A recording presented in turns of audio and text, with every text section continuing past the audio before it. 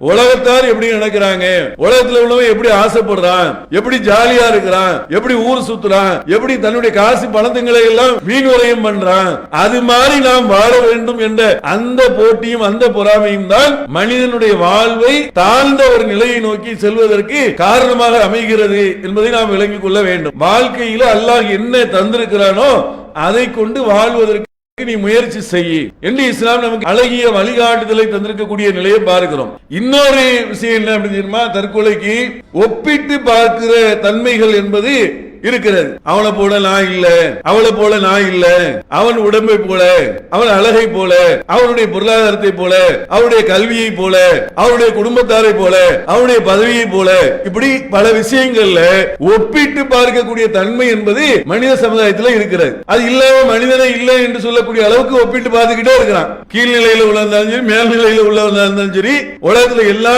நிலையில உள்ளவரும் ஒருவரை ஒப்பிட்டு பார்ப்பதனுடைய விளைவு ஒரு மனிதன் தாழ்வு மனப்பான்மையை ஏற்படுத்துகிறது. அல்ஹம்துலில்லாஹ், அகிலங்களை எல்லாம் படைத்து பராமரிக்கக்கூடியவனும் கண்ணியத்தின் அதிபதியும் புகழ் அனைத்திற்கும் சொந்தக்காரனாக இருக்கக்கூடிய எல்லாம் வல்ல அல்லாஹுவின் நல்லடியார்களே, அல்லாஹு ரப்புல் ஆலமீன் ஒரு அற்புதமான வாழ்க்கையை மனித சமுதாயத்திற்கு தந்திருக்கிறான். மனித சமுதாயத்தினவர்கள் இந்த வாழ்க்கையினுடைய முக்கியத்துவம் அறியாமல் இந்த உலகத்தினுடைய பல்வேறு விதமான பிரச்சனைகளை எதிர்கொள்ள முடியாமல் தற்கொலை என்ற ஒரு நிலைக்கு செல்லக்கூடிய ஒரு சூழ்நிலையை நம்ம பார்க்க முடிகிறது. உலகம் முழுவதும் தற்கொலை செய்யக்கூடிய மக்கள் இருந்தாலும் இந்தியாவிலையும் அதுபோன்று ஏராளமான பேர் தற்கொலை என்ற முடிவுக்கு செல்லுகிறார்கள்.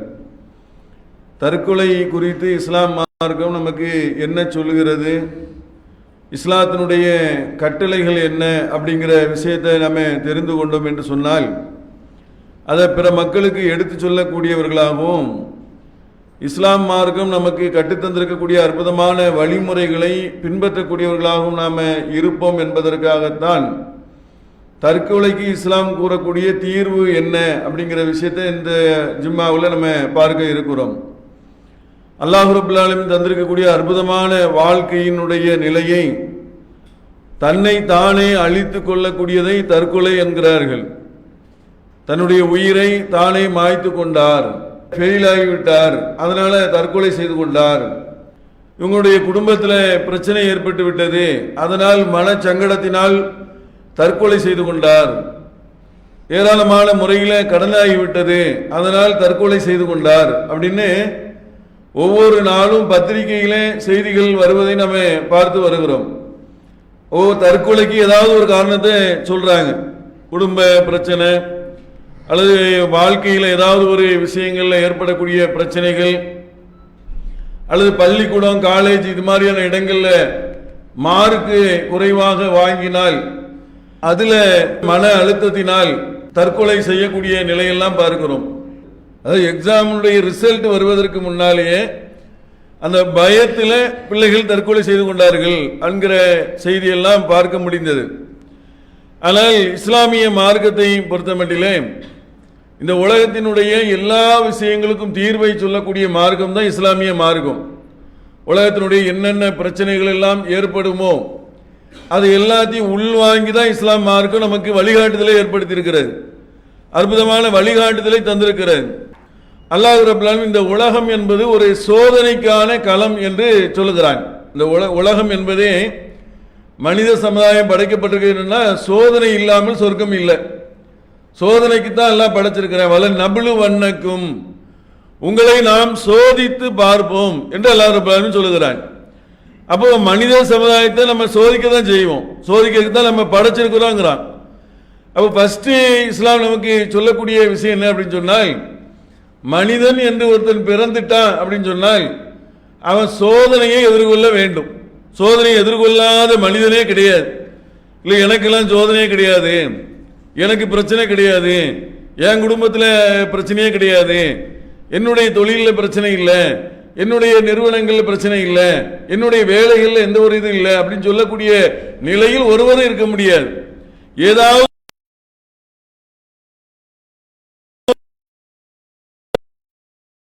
ஒரு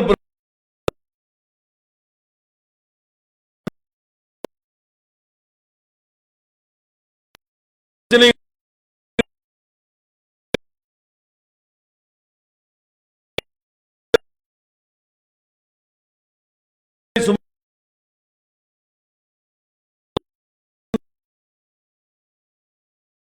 சுமந்தவர்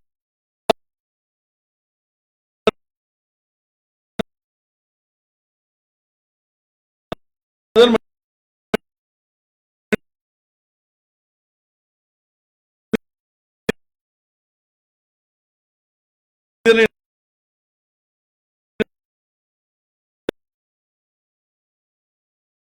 செய்ய முடியும்.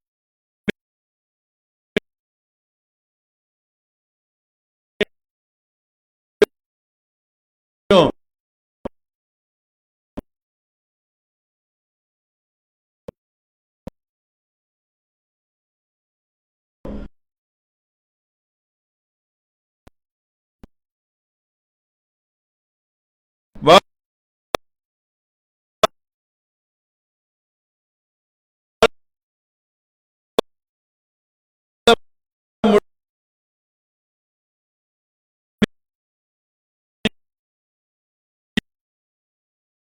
முடியும்.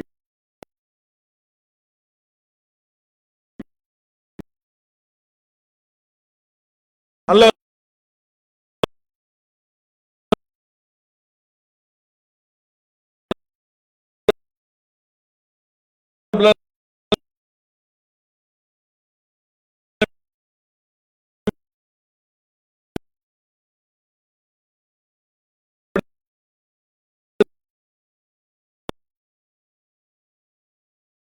தான்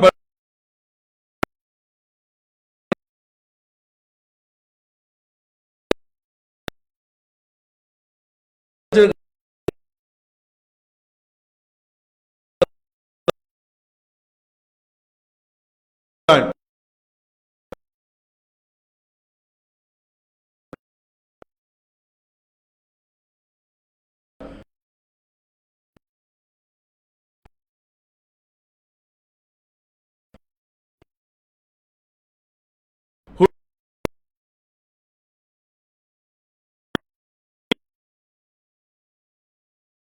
குடிக்க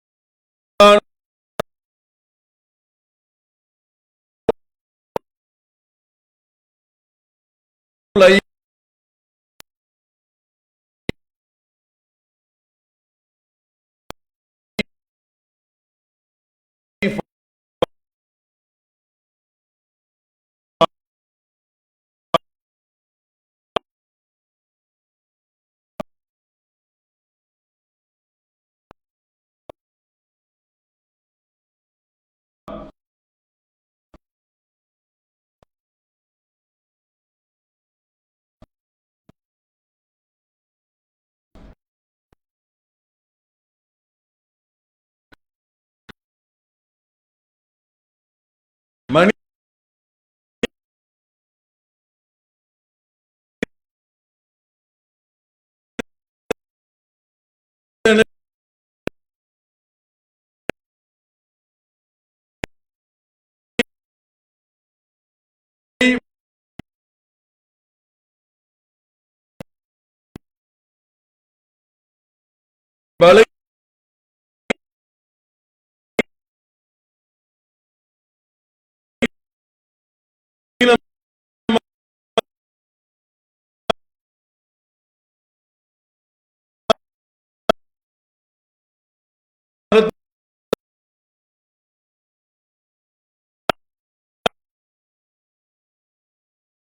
பலகீனமான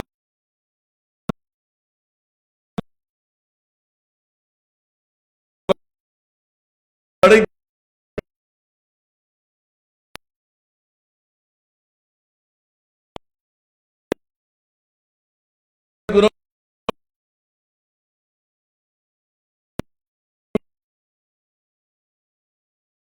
என்று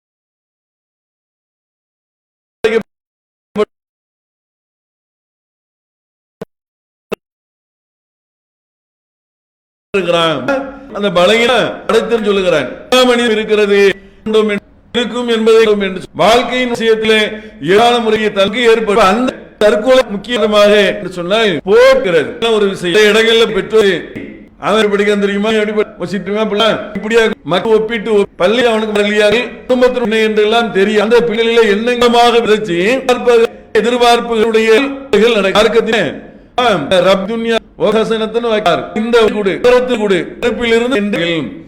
இந்த உலகத்தில் அவசியம் இஸ்லாமிய வேண்டும் உழைச்சி செய்யலாம் நல்ல போடுங்க சம்பாதம் பண்றாங்க தவறு அப்படியே அன்னைக்கு இருக்கான்னு நினைக்கிறேன் வீடு ஒரு நிலைக்கு நிலையை அபிச்சோங்கிறது சொல்லுது நிறைய போராடாது நல்ல நீங்கள்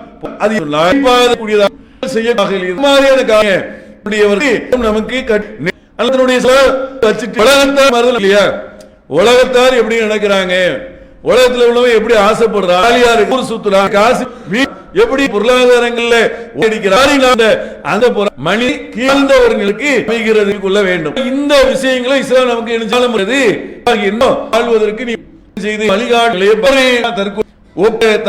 அவனை உடம்பை பலகை போல பொருளாதாரத்தை போல கல்வியோடைய குடும்பத்தாருடைய இருக்கிறது மனிதனை இல்லை என்று சொல்லக்கூடிய அளவுக்கு ஒப்பிட்டு ஒப்பிட்டு மனிதனுக்கு இடத்துல உள்ள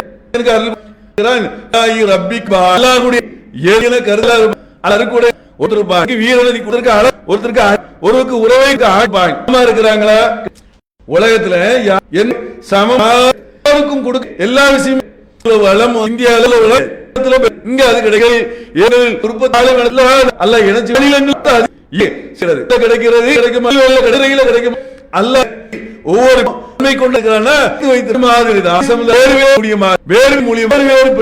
திறமைகள் மூலியமாக உள்ள வசவே தெரியாது நம்மகிட்ட இருக்கும் அது பாருங்க எப்படி படிச்சு பஸ்ட்ல வந்துட்டான் அப்படி ஆயிட்டான் அவர்கள் தான் ஒரு நிலை நபிகள் அவங்களுடைய முஸ்லீம் வந்துட்டு முஸ்லீம் அடிச்சார் என்ன வழக்குன்னு சொன்னா என்ன சொல்ல நபிதான் சொன்னார் 2 பேரும் அடித்து விட்ட உடனே அந்த கவர் பகாலம் என்னை விட வீடு உயர்ந்தவர்கள் என்பதற்கு முன்னாடி செய்யும் நமக்காக இருக்கிறாரு சொன்னாங்க மூசா இடத்துல அல்லாஹ் என்று மூசா அந்த தன்மை படித்த விஷயத்தை நம்ம இடத்துல சொன்னாங்க இருக்கு மத்தியில நம்ம சண்டை வந்துட்டு அந்நம்பி பிள்ளைக்கு எங்க பிரச்சனை உடனே துண்ட அப்படி இது அற்புதமான அண்ணன் தானப்பா அக்கா கொடுத்த தங்கி விட்டு கொடுத்த சொந்தம் என்ன விட்டு கொடுக்க மனப்பான் மிக மாற்ற ஒப்பிட்டு ஒப்பிட வேண்டிய கிடையாது உள்ள உலகத்தில் உள்ள எத்தனையோ எவ்வளவு மக்கள் ஒண்ணு மாதிரி ஒண்ணு இல்ல பிறகுது இல்ல ஒரே பிள்ளைகள் பிறக்கிறது அப்படி எல்லாம் பிறகுது இல்ல 4 பிள்ளைகளும் பிறந்தா 4 பிள்ளைகளுடைய தன்மைகள் வேற மாதிரி இருக்கு. 2 பிள்ளைகள் பிறந்தால் 2 பிள்ளைகள் தான் இருக்கு. ஒட்டி இருக்கிறாங்க 2 ஒட்டியல்கள் ஒட்டி இருக்கு. இவர் ஒரு திறமையா இருக்காரு, இவர் சின்ன கிட்டத்தட்ட 30 வயசை அடைஞ்ச இருக்கிறார், இன்னொருத்தர் வேற ஒரு சிந்தனை வேற. அப்ப அல்லாஹ் எப்படி படைச்ச உலகத்துல எல்லா மனிதர்களுக்குமே சிறப்பு வாய்ந்த குணம் நாம ஒப்பிட்டு நம்ம தரக்கூடாது எல்லா நபிமார்களும் ஒரே மாதிரி இருக்காங்களா யோசிச்சு பாருங்க. ஆதம் நபி உலக மக்கள் அனைவருக்குமான ஆதம் அலைஹிஸ்ஸலாம் நபி இறுதி நபி நபிமார்களுக்கு உண்டான முத்திரையாக இருக்கிறாங்க, இறுதி நபியாக இருக்கிறாங்க. நபி ஆதம் நபி முதல் நபி ஒப்பிட முடியுமா? ஆதம் நபிக்கு உண்டான பண்பு ரசூலுல்லாஹ்வுக்கு கிடையாது, ரசூலுல்லாஹ்வுக்கு கொடுக்கக்கூடிய அருட்கொடை ஆதம் அலைஹிஸ்ஸலாத்துக்கு கிடையாது. இவங்களுக்கு உம்மத்து அதிகம், அவங்களுக்கு உம்மத்து கம்மி இல்லையா? யோசிச்சு பாருங்க, மூசா அலைஹிஸ்ஸலாம் அவர்களுக்கு அல்லாஹ் ஆயாத்துல் பையினா 9 அத்தாட்சிகளை அற்புதங்களை கொடுத்து அந்த இஸ்ரவேல் சமுதாயத்தை அல்லாஹ் வழி நடத்துவதற்கு மூசா அலைஹிஸ்ஸலாத்துக்கு கொடுத்தாங்க. எத்தனையோ நபிமார்கள் வந்தாங்க, 1 லட்சம் மக்களுக்கு தான் அவங்க தூதராக வந்தார்கள், யூதராக நெருக்கமான மக்களை தூதராக நம்ம. ஆனால் சில நபிமார்களை பார்த்தா 950 ஆண்டுகள் அந்த மக்களிடத்தில் பிரச்சாரம் செய்தார்கள். நூஹ் அலைஹிஸ்ஸலாம் நபிமார்களுக்கு மத்தியில் ஒப்பிட முடியுமா? ஈசா அலைஹிஸ்ஸலாம் தந்தை இல்லாமல் பிறந்தார்கள், ரசூலுல்லாஹ் தந்தை தாய் இருவர் வழியாக பிறந்தார்கள். 2 பேரும் ஒன்றாக முடியுமா? பிறப்புல ஒன்று கிடையாது, பிறப்புல வேறுதான். நபி என்ற தன்மையில ஒன்றுதான். அப்போ நபிமார்களிலேயே ஒவ்வொருத்தரும் ஒவ்வொரு தன்மையில இருந்திருக்காங்க. இப்ராஹிம் அலைஹிஸ்ஸலாம் உலகம் படைக்கப்பட்ட நாட்கள் இந்த உலகத்திலே மிக சிறப்பு வாய்ந்த நிலையில் உலகம் அழிகிற வரைக்கும் அவருடைய புகழ் பாடிக்கொண்டே இருக்கக்கூடியவர்கள் யார் சொன்னா இப்ராஹிம் அலைஹிஸ்ஸலாத்துடைய குடும்பத்தாரும் அவங்களுடைய நிலைதான். இப்ராஹிம் அலைஹிஸ்ஸலாத்துக்கு ஸலவாத் சொல்லி சொன்னாங்க. அவங்க மாதிரி நம்ம குடும்பத்துக்கு கேளுங்கன்னு சொல்லி ரசூலுல்லாஹ் சொன்னாங்க. ஹஜ்ஜினுடைய வழிகாட்டுதல் முழுக்க இப்ராஹிம் அலைஹிஸ்ஸலாத்துடைய வாழ்க்கைய தத்துவமாக கொண்ட அடிப்படையாக பார்க்கிறோம். அப்ப நபிமார்களுடைய நிலையே எப்படி இருக்குன்னு சொன்னால் ஒவ்வொரு நபிமார்களும் ஒவ்வொரு விதமான நிலையில் இருக்கும் போதே ஒரு நபி ஒரு தன்மையினால் உயர்ந்தவர்கள் கிடையாது. எல்லாம் நபிமார்களுக்கு மத்தியில் பேதமே கிடையாது. யார் எந்த நபிமார்கள் சமம் தான், பேதமே கிடையாது. ஒரு நபிமார்களுக்கு அதிகமான வாய்ப்புகளை கொடுத்திருப்பான், மக்கள் மத்தியிலே பிரச்சாரம் பண்ணக்கூடிய வாய்ப்பை கொடுத்திருப்பான்.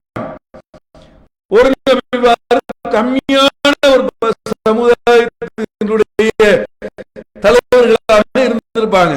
இதுதான் விஷயமே தவிர, அப்படி இருக்கும் போது நம்ம உலகத்துல வாழும் போது ஒருவரை ஒருவர் ஒப்பிட்டு பார்க்கக்கூடிய தன்மை என்பதை தற்கொலைக்கு ஒரு முக்கியமான காரணமாக இருக்கிறது. ஒப்பீடு செய்தல் என்பது கூடாது அப்படிங்கிறத விளங்கிக் கொள்ள வேண்டும். அடுத்து என்ன தெரியுமா, நிறைய பேருக்கு மன சங்கடம், ஏதாவது திட்டாங்க, ஏதாவது பேசிட்டாங்க, ஒரு வார்த்தையினால தற்கொலை செய்யறவங்க இருக்கிறாங்க. பாருங்க, ஒரு அணுகுண்டு போட்டு பெரிய அளவுல ஆயுதங்களால் தாக்கி பழச்சவர்கள் இருக்கிறாங்க. ஒரே ஒரு வார்த்தை ஒரு மனிதன் அப்படியே தலைகீழ புரட்டி அவனுடைய வாழ்வையே இல்லாம ஆக்கிறது. நிறைய செய்திகளை பார்க்கிறோம். ஒரு வார்த்தை சொன்னாங்க, அவ்வளவுதான். எங்க அப்பா பெற்றோர்கள் எவ்வளவு மார்க்குன்னு கேட்கவே இல்லை. கோபத்துல உடனே அவனுடைய வாழ்க்கையே போச்சு. எப்படி பாருங்க, ஒரு வார்த்தை ஒரு மனிதனை வெல்லுது, ஒரு வார்த்தை மனிதனை கொல்லுது. இது யதார்த்தமாக வார்த்தைகள் தான் அவ்வளவு பெரிய வலு இருக்கிறது. ஆயுதங்கள் உள்ள வலு மாதிரி வார்த்தைகளையும் வலு இருக்கிறது.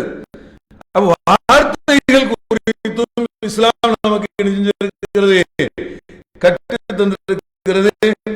சில பேர் பார்த்தீங்கன்னா வார்த்தையிலேயே மனுஷனை கட்டி இழுத்து போட்டுருவாங்க. பேசினா இவ்வளவு மென்மையா பேசுறாங்க, இவ்வளவு அன்பா பேசுறாங்க அப்படின்னு அந்த பேச்சுக்கள் என்பது ஒரு மனுஷனை செஞ்சிருக்கோம் அப்படியே அடிமையாக்கக்கூடிய அளவுக்கு இருக்கும். அதுதான் பேச்சில சிகிர் இருக்குன்னு ரசூலுல்லாஹ். பொய்யான ஒரு காரியத்தை ஒருத்தர் பேசினா கூட அந்த பேச்சு மனுஷனை கட்டி போட்டுரும். அப்படியே பேச்சுல மயங்கிடுவான். என்ன பேச்சு, என்ன மாதிரியான காரியம், ஒண்ணுமே இருக்காது. ஆனா என்ன அந்த பேச்சு மனிதன் நினைச்சிடும், மயக்கி விடும் அப்படின்னு ரசூலுல்லாஹ் நினைச்சாங்க. பேச்சு சிகிர் இருக்கிறது, ஈர்ப்பு இருக்கிறது என்று ரசூலுல்லாஹ் நினைச்சாங்க சொன்னாங்க.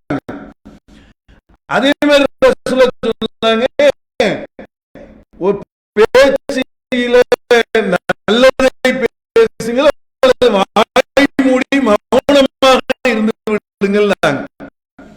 பேசுனா நல்லது பேசுங்க, இல்லைன்னா நமக்கு எதுக்கு, பேசாம இருந்துரும், அமைதியா இருந்துரும். தேவையில்லாம பேசி தேவையில்லாம காரியங்களை ஈடுபடணும் என்று பேச்சுக்கல்ல, பேசினால் நன்மையை பேசுங்கள், இல்லை அமைதியாக இருந்து விடுங்கள், மௌனமாக இருந்து விடுங்க என்று ரசூலுல்லாஹ் சொன்னாங்க. அப்போ நாம என்ன கவனிக்கணும்னு சொன்னால், பேச்சுக்களும் ஒரு மனுஷன் வீழ்த்தும் வெல்லும். ரசூலுல்லாஹ் சத்தியத்தை சொல்லும் போது அவங்க சொன்ன அந்த செய்தியை நிறைய பேருக்கு ஈர்த்தது. செய்திதான் ஈர்த்தது. யூதர்கள் பேச்சு தானே, அஸ்ஸலாமு அலைக்கும், இன்னும் ஒரு மலைக்கு மாத்திட்டு வேகமா சொல்ல பதில் சொல்ல உங்களுக்கு அதுக்கிட்டு உங்களுக்கு சாபம் உள்ள ரசம் வந்து கடும் அவங்க மேல அப்ப ரசப்படுத்தி தெரியுமா வைக்கும்போது நான் சொல்லு எவ்வளவு அற்புதம் நடத்திருக்கேன் சொல்றது சாமலைக்கு நாசிங்கன்னா அஸ்ஸாமு அலைக்கும் நல்ல நல்லது கெட்டது உண்டாலே ரசூலுல்லாஹி படுத்தினாலே அஸ்மா நான் பேசாம அப்படியே வேலை உரசி இல்ல சில ரோட ரைட் நாம இந்த புண்ணு நம்ம எவனாவது டக்குன்னு கடுமையா பொழந்து தாட கிடல சில சட்டு நான் போய் நின்று சமாதான சொல்லி செகண்ட் பிரச்சனை வரும் சரி நம்ம பகைவன் கிடையாது ரோட்டனா அங்க வாங்கி ரிகவர் ஆகி புது எரிஞ்சா 2 மணி புரிஞ்சு